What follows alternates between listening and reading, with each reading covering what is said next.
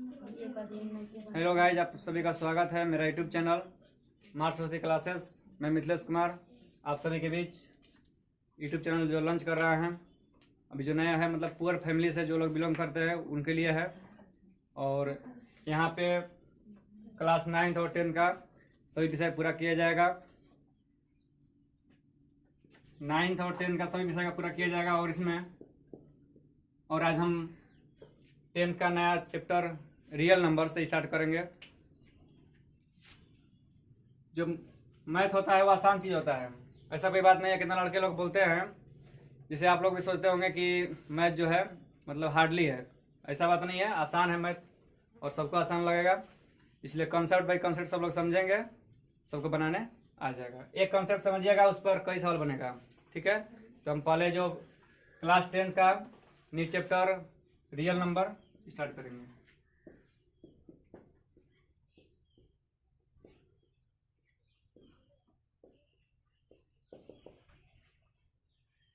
Real number मतलब होता है वास्तविक संख्या है।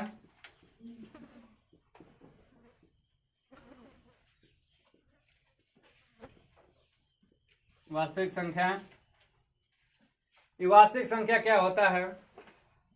वास्तविक संख्या का मतलब होता है कि पूरा वास्तविक यानी रियल में जो हम संख्या जैसे 2, 4, 6, 3, -2, √2, √3 हम लिखते हैं, यही वास्तविक संख्या है।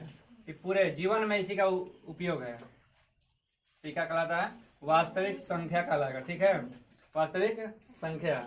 अब क्या देखना है हमको? अब इसमें क्या पढ़ना है? जैसे इसमें आता क्या है? अब प्रकृत संख्या होता है, प्रकृत संख्या।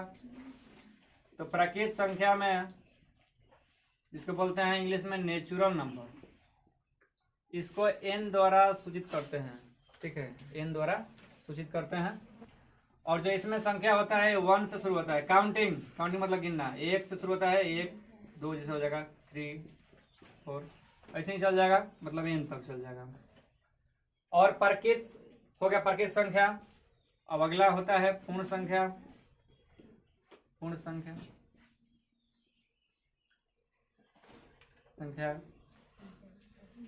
अगर प्रकृत संख्या में 0 शामिल हो जाए, क्या शामिल हो जाए? 0 शामिल हो जाए तो क्या हो जाएगा? पूर्ण संख्या हो जाएगा।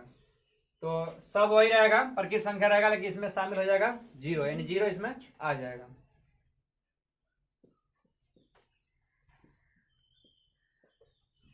ये पूर्ण संख्या हो जाएगा।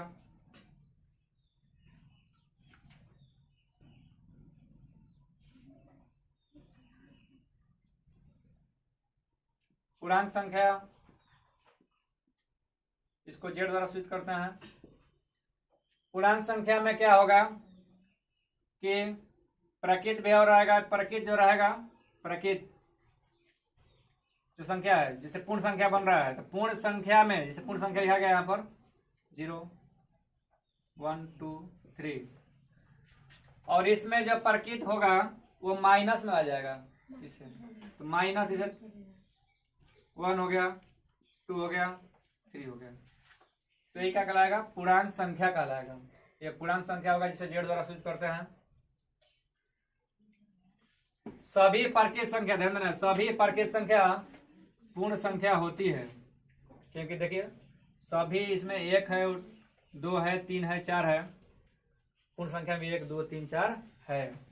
लेकिन सभी पूर्ण संख्या प्रकृत संख्या नहीं होगी, क्योंकि इसमें तो 1 हो सकता है लेकिन 0 नहीं होगा, क्योंकि इसमें 0 है तो 0 इसमें तो नहीं आ रहा है, तो 0 हमारा जो है प्रकृत संख्या नहीं हो सकती। लेकिन सभी प्रकृत संख्या पूर्ण संख्या हो सकती है, क्योंकि ये शुरू होता है 1 से, तो 1 से यहाँ भी शुरू हो जाएगा। तो ये जितना जाएगा ये भी जाएगा n तक, जितना जाएगा करोड़ों, हजारों, जितना जाएगा संख्या सबको हम गिन सकते हैं, वो कहलाएगा प्रकृत संख्या है। जिसको हम गिन सकते हैं वो प्रकृत संख्या में जाता है। अब इसी में होता है एक सम संख्या।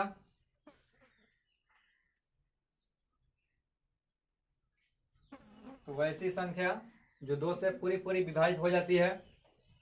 जैसे कि एग्जाम्पल है, 2 हो जाएगा, 4, 6, 8 ऐसा हो जाएगा।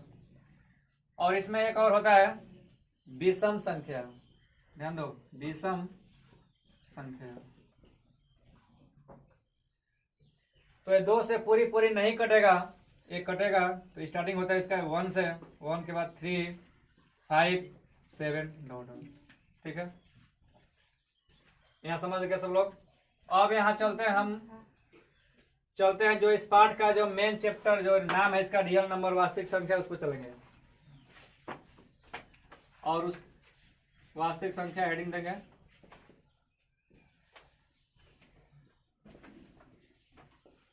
और इसके पहले तो हम जन्मे करेंगे, लेकिन इससे पहले और कुछ जानेंगे, परिमेय संख्या।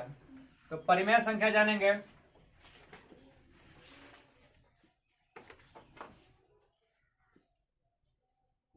परिमेय संख्या क्या होता है?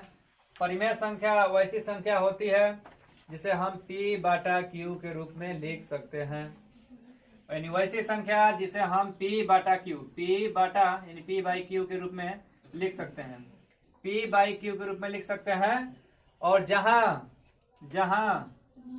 q equal to 0, q equal to 0 होगा, यानी q के मान 0 नहीं होना चाहिए। जो नीचे वाला q है उसका मान 0 नहीं होना चाहिए। एग्जाम्पल समझा रहे तुम लोगों को।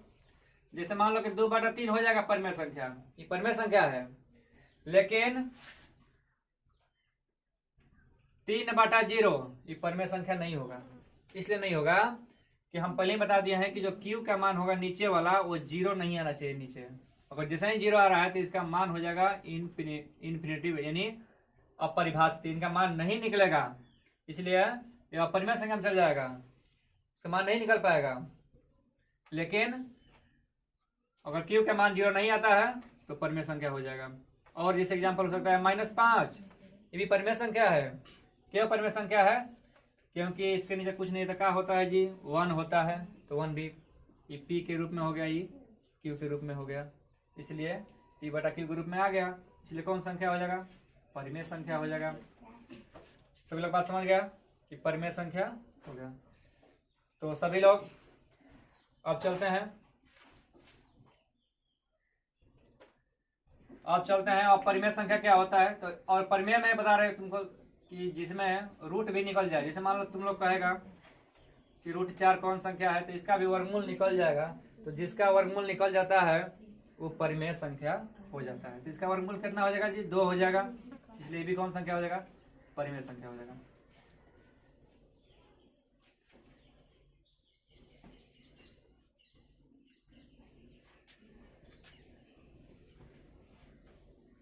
अब चलते हैं हम परिमेय संख्या पे।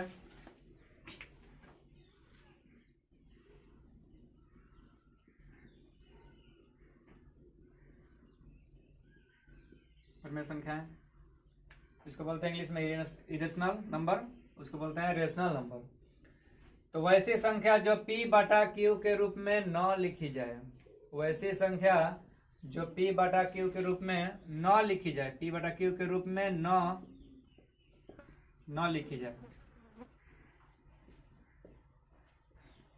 जाए, तो उसे हम कहेंगे अपरिमेय संख्या कहेंगे, अपरिमेय संख्या कहेंगे।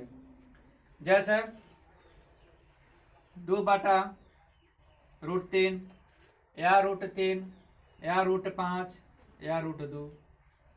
पाई भी अपरिमेय संख्या है, क्योंकि 2 ऊपर परिमेय संख्या है, नीचे जो होता है रूट जो 3 आ गया वो अपरिमेय संख्या होता है। √3 जो है अपरिमेय संख्या है, √5 भी है अपरिमेय संख्या है, और पाई भी जो है संख्या है वो अपरिमेय संख्या है, √2 भी अपरिमेय संख्या है। तो एक चीज और ध्यान देना है कि अगर एक परिमेय में रहेगा, यानी परिमेय और अपरिमेय का गुणनफल, परिमेय और अपरिमेय का गुणनफल,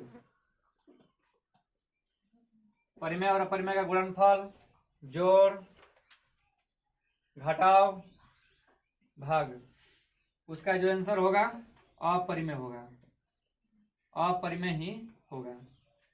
जैसे बता रहे आप लोगों को, जैसे √2 + 4 ये अपरिमेय संख्या होता है क्योंकि इसका वर्गमूल ना निकलेगा, और जो 4 होता है वो परिमेय संख्या होता है। तो यह परिमेय हो गया, यह परिमेय हो गया, तो अपरिमेय और परिमेय का जोड़ भी हो जाएगा। आंसर क्या बनेगा? अपरिमेय, अपरिमेय बनेगा। या 2√3 भी रहेगा, 2√3 भी रहेगा, तो ये 2 जो है परिमेय संख्या होगा, इंटू है तो √3 हो गया। इन 2√3 मल्टीप्लाई में है, इसका भी आंसर जो होगा अपरिमेय होगा।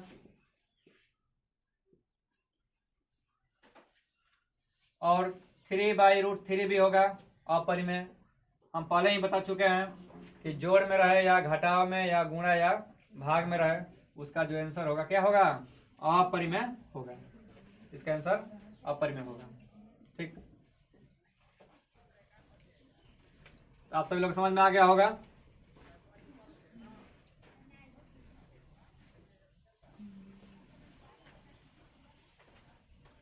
अब हम चलते हैं वास्तविक संख्या।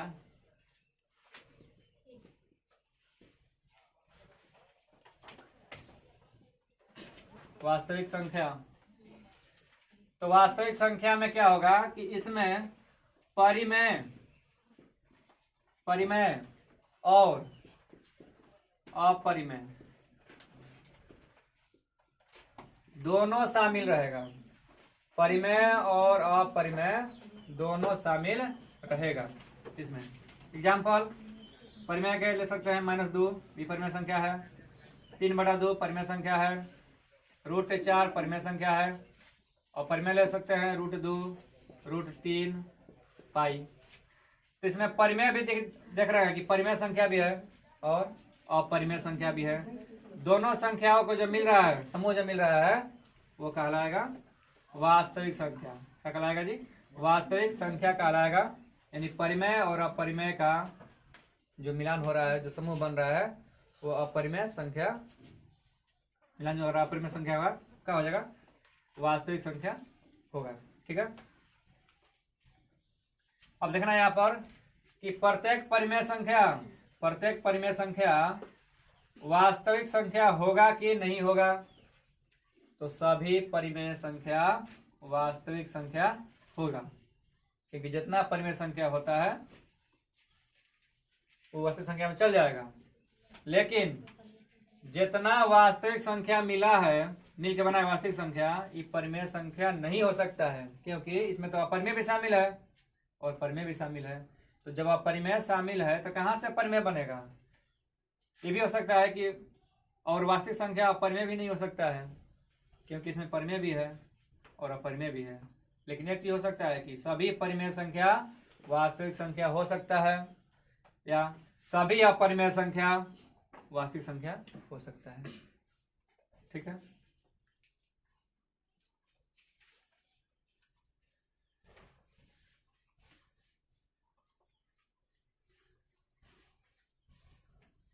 तो हम चलेंगे अब इसमें जो चैप्टर है उस पर ध्यान जाएगा, एनसीईआरटी का।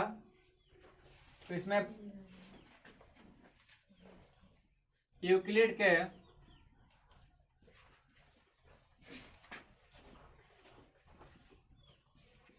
विभाजन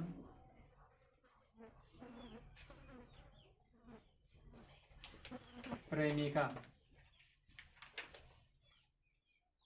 प्रेमिका को इंग्लिश में बोला जाता है लेमा, लेमा बोला गया है इसको। ठीक है, जैसे समझेंगे हम, जिसे 21 और 5 क्या समझेंगे? 21 और 5, 21 और 5। ठीक है, तो 21 और 5 हो गया यहाँ पे। तो सबसे जो इसमें बड़ा संख्या जो है 21 है, यानी 21 बड़ा है। किससे बड़ा है? 5 से। तो इधर बड़ा होगा, 5 से बड़ा हो गया 21। तो इसको जब हम भाग देंगे तो 5, ठीक है, 5 से भागा देंगे किस में? अब 21 में भागा जाएगा तो क्या हो जाएगा? 5 से भागा जाएगा तो 5, 4 मर्द में हो जाएगा, 5 कितना हो जाएगा जी? 20। बचेगा 1, कौन बचा? अब क्या इसको लिख सकते हैं? 21 बराबर लिखेंगे कि 5 गुणे 4 प्लस 1। ये लिखाएगा कि 5 गुणे 4 प्लस 1। क्यों लिखाया? क्योंकि इसको बोलते हैं भाज्य, हिंदी में बोलते हैं इसको भाज्य, इसको बोलते हैं भागफल, और इसको बोलते हैं शेषफल, और ये जो होता है हमारा भाजक होता है। तो भाज्य हमको निकालना है, तो भाज्य निकालना है तो सूत्र बनेगा, यानी भाज्य बराबर भाजक, भाजक कितना हो गया जी 5 गुणे भागफल कितना हो गया जी 4 प्लस शेषफल कितना हो गया 1। तो जब हम गुणा करेंगे तो हमारा आ जाएगा 5 20 प्लस 1 कितना आ जाएगा 21, यानी हमारा सही है, भाज्य हमारा 21 का आ गया। अब यहाँ ध्यान देंगे, इसी तरह ध्यान देंगे,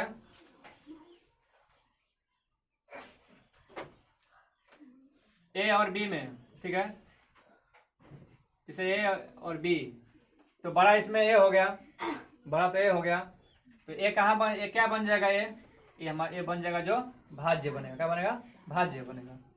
तो बी का हो जाएगा, बी तो भाजक बन जाएगा, कि जो छोटा होता है वो कहाँ हो जाता है भाजक में, और जो बड़ा होता है वो कहाँ होता है भाज्य में। तो भाज्य क्या हो जाएगा जी ए, ठीक है। तो जब इसको जब बनाएंगे तो यहाँ पे हो जाएगा क्यू, और नीचे का हो जाएगा जी आर, नीचे आर हो जाएगा। तो सूत्र क्या बनेगा, जैसे उसमें 21 बाहर निकल रहा था, तो इसमें क्या निकलेगा बाहर, ए बाहर निकलेगा, इसमें बाहर ए निकलेगा बाहर, तो बनेगा उसी तरह जो बना था भाजक गुणे भागफल प्लस शेषफल। तो भाजक क्या हो जाएगा बी गुणे भागफल क्या हो जाएगा तो क्यू हो जाएगा, प्लस शेषफल क्या हो जाएगा तो आर हो जाएगा। जो इसका सूत्र बनेगा ए बराबर बी क्यू प्लस आर, यही इसका क्या बन गया सूत्र बन गया यूक्लिड के परिमिका के अनुसार, ए बराबर बी क्यू प्लस आर। इसका हिंदी सूत्र होता है भाज्य बराबर भाजक गुणे भागफल प्लस शेषफल।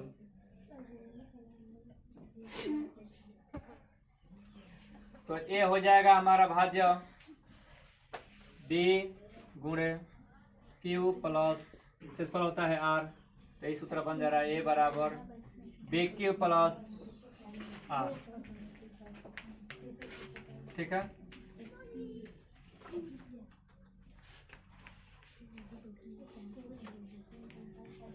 और इसका एग्जांपल समझिए एक और,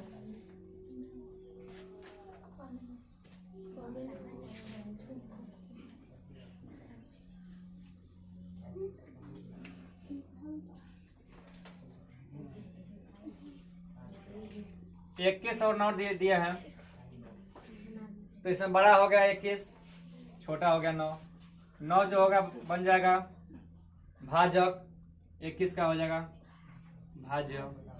तो 9 से जब भागा देंगे तो 2 मर्द में जाएगा 18, क्या बचेगा 3।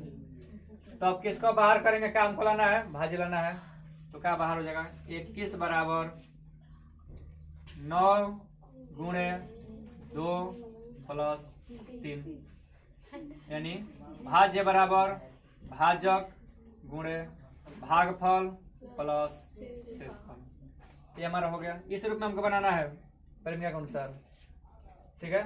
तो अब चलते हैं प्रश्नावली चैप्टर नंबर 1 पे।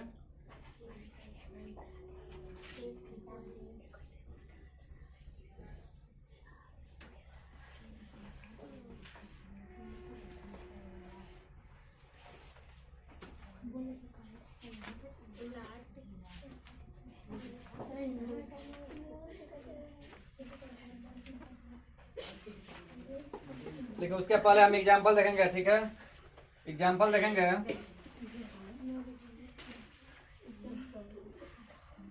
उदाहरण 4,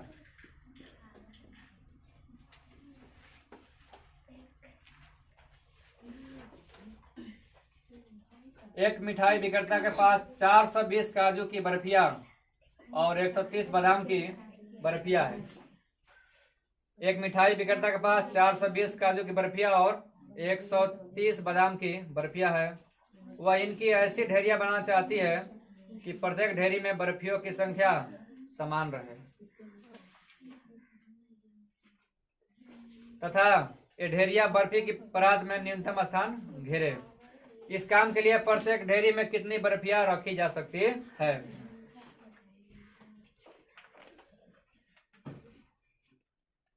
तो 420 और 130 दिया है। 420 और 130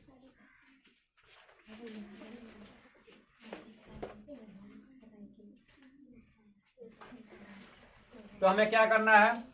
छोटा देखेंगे, छोटा कौन है? तो 420 जो है हमारा है बड़ा हो जाएगा, 130 जो है क्या है? छोटा है। तो हमको भाजक कौन बनेगा? भाजक बनेगा 130 और भाज्य बनेगा 420। भागा देना है, यानी इसको भागा देना है 130 में 420 में। हमको देखना है कि कितने मर्त में जाए, यानी 420 से कम रहना है, आगे नहीं जाना है।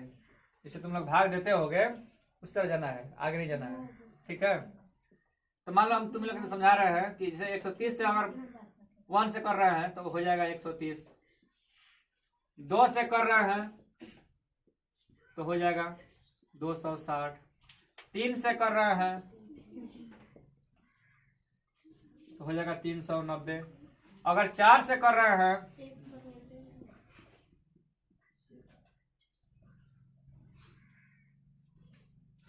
$520 हो गया। ठीक है, तो हमको ज्यादा दिखाई दे रहा है, हम तो बताने के लिए किए हैं, ऐसे हम तो समझ रहे थे। ठीक है, लेकिन समझा रहे हैं कि मान लो कि जो स्टूडेंट कमजोर होंगे उसके लिए है कि मान लो तुम लोग भागा दे सकता है, गुणा करके चेक कर सकते हो कि कैसे मतलब गुणा आगे बढ़ा जाएगा, देखा जाएगा। तो हम देख रहे हैं कि 3 मर्त में 390 आ रहा है, हमारा 420 है, तो अगर 4 मर्त में कर रहे हैं तो ज्यादा हो जाएगा। ठीक है, तो चलेंगे कम मर्त में जी, हम चलेंगे 3 मर्त में, तो 390। अब इसको यहाँ से घटा देंगे तो 0 हो जाएगा, 2 में से 9 नहीं घटेगा 12 हो जाएगा, 9 घटा कितना हो जाएगा जी? 30 या 3 हो जाएगा, कट जाएगा। ठीक है, अब हमारा 30 आ गया। अब 30 से बड़ा कौन हो गया? वो चला जाएगा, तो 30 से बड़ा हो जाएगा 130। लेकिन उसके पहले चलो नियम पे चलते हैं, तो 420 बाहर निकलेगा, 420 भाज्य निकलेगा बाहर, तो क्या बनेगा? 130 जैसे बनाए थे उस तरह, 130 गुणे 3 प्लस 30 हो जाएगा, ये नियम बनेगा। ठीक है, जैसे लिख रहे हैं साइड में इसको, 420 बराबर 130 गुणे 3 प्लस 30। ठीक है, 30 है। अब यहाँ पे देखेंगे, अब इसको देखना है, अब 30 से बड़ा कौन हो गया? 130 हो गया, 30 से बड़ा 130 हो गया, तो 30 बाहर आ जाएगा, यानी भाजक बन जाएगा, 130 बन जाएगा भाज्य। अब 30 से देंगे, डिवाइड करेंगे, भाग देंगे, जैसे गुणा कर रहे थे उसी तरह गुणा करके चेक करेंगे, तो चलेगा 4 मर्त में 120 बचेगा 10। ठीक है, अब फिर इसको भी बाहर करेंगे, तो कौन बाहर होगा? 130 बराबर क्या हो जाएगा जी? भाजक गुणे भागफल, यानी 30 गुणे 4 प्लस 10 बच रहा है, शेषफल 10 हो रहा है, 10 लिखेंगे। अब फिर देखेंगे इसको कि 10 से बड़ा कौन हो गया? तो 30 बड़ा हो गया, तो 30 आ जाएगा भाज्य में। तो उसी तरह फिर कटा देंगे इसको, 10 3 30 कट जाएगा, यानी 0 हो जाएगा। जब तक 0 नहीं होगा तब तक तुम्हारा मौसा का आंसर जो नहीं होगा। ठीक है, जब तक 0 नहीं आएगा तब तक इसको बनाते ही रहना है, छोड़ना नहीं है, चलते रहना है। तो इसमें क्या आ जाएगा बाहर जी? 30 क्या हो जाएगा? 10 गुणे 3 प्लस नीचे क्या बचेगा? शेषफल में 0 हो जाएगा। और जैसे ही 0 आता है आंसर, वही हमारा मौसा होता है, जिससे कटता है वही हमारा मौसा होता है। मौसा किससे कटा है? 10 से, यानी एचसीएफ बराबर इसका जो आंसर हो जाएगा 10। ठीक है, तो एग्जाम्पल सब लोग समझ गए होंगे।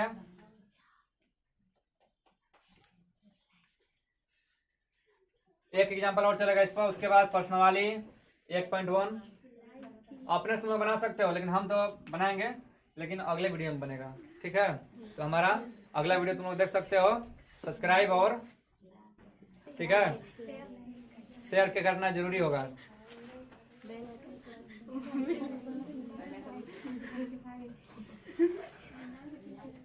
तो 6 और 20 का, वही यूक्लिड के प्रेमिका से बनाना है। तो इसमें देखेंगे बड़ा कौन हो गया हमारा, तो 20 बड़ा हो गया, तो 20 जैसे 20 बड़ा हो गया, 6 छोटा हो गया, तो कौन बाहर हो जाएगा, उसी तरह जैसे बना है, तो 6 भाजक हो जाएगा, 20 का हो जाएगा, भाज्य हो जाएगा। इसको भी डिवाइड करेंगे तो भागा देंगे, 6 3 से होगा, क्या हो जाएगा 18, क्या शेष बचेगा, शेष 2 बचेगा, शेष 2 आ गया। इसको कैसे लिखेंगे, लिखाएगा 20 बराबर 6 गुणे 3 प्लस 2। अब देखेंगे कि 2 से बड़ा कौन हो गया, 6 हो गया, तो 6 आ जाएगा भाज्य में। अब 2 से भागा देंगे तो 3 मर्द में देख रहे हैं कि क्या हो जाएगा, कट जाएगा, तो 3 मर्द में कटा देंगे तो 0 आ जाएगा। तो यहाँ फिर इसको भी लिखना होगा कि 6 बराबर 2 गुणे 3 प्लस 0, तो कट गया, 0 बच गया, यहीं पर कट गया, तो जो कटा है वही हमारा आंसर है जिससे कटा है। तो HCF बराबर इसका जो होगा आंसर 2 होगा, यही क्या होगा आंसर। ठीक है, आज के लिए एग्जाम्पल के लिए पहला वीडियो था यहीं पर, और उसके बाद अगले वीडियो नेक्स्ट प्रश्नावली 1.1 चलेगा। ठीक है, थैंक्स, मिलते हैं अगले वीडियो में।